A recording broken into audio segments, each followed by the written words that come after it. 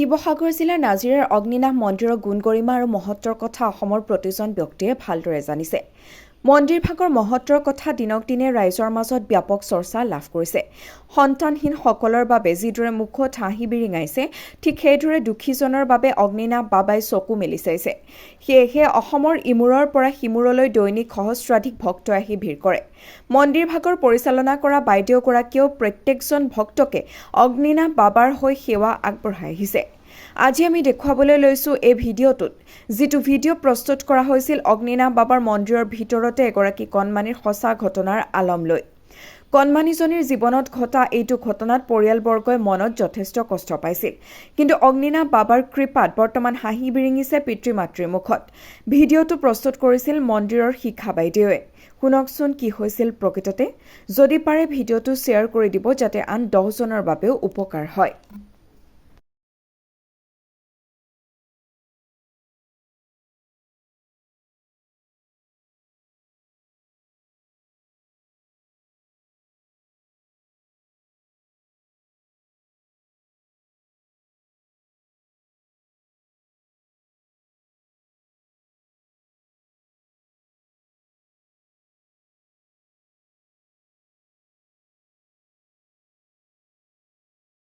যোৱা সোমবাৰে দিয়া আছিলে ভিডিঅ'টো, আৰু এই আপোনালোকক দেখাইছো তেওঁৰ জোতা বাবাই যেনেধৰণে দিলে আৰু খুলিও দিলে। সেই জোতা মাতৃৰ মুখে কথাখিনি শুনক আপোনালোকে, আৰু হৃদয়ৰ পৰা বাবাক সদায় স্মৰণ কৰিব।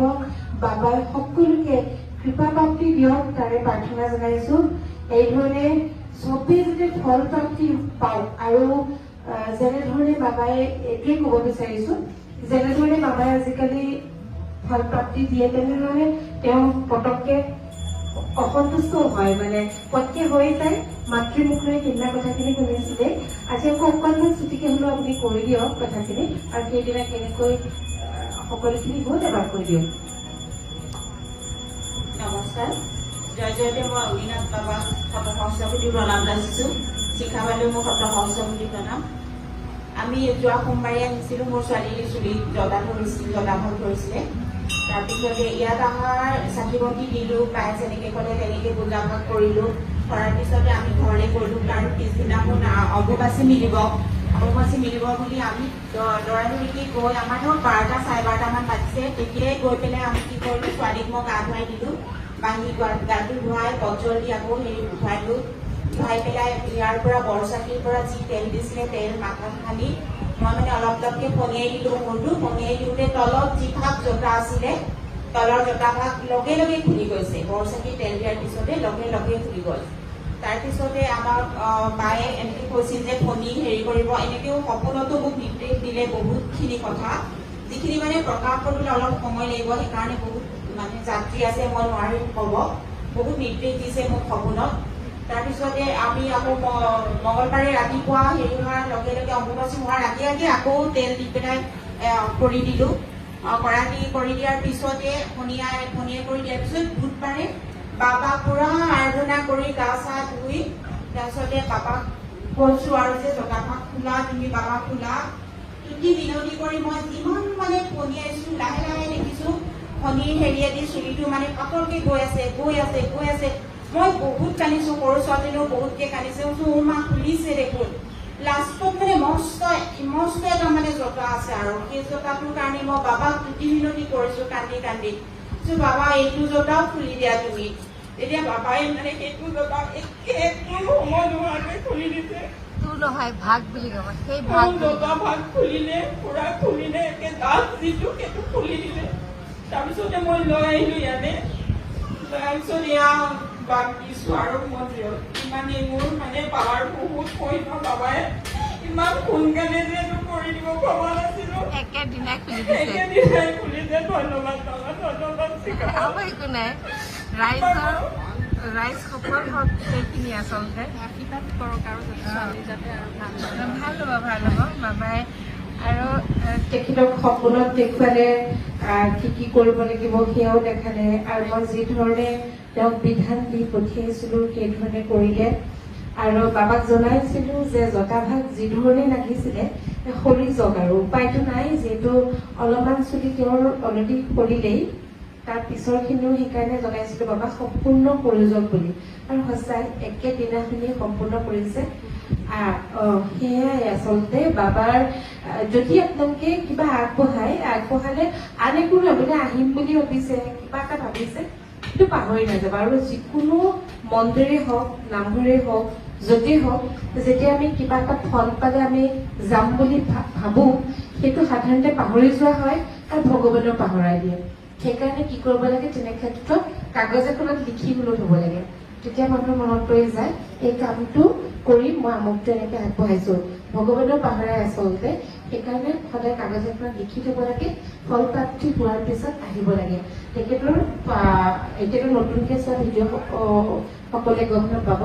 আচলতে ছোৱালীজনীৰ শান্তি হোৱা ৬-৭ বছৰ ন, ৬-৭ বছৰ হৈছিলে।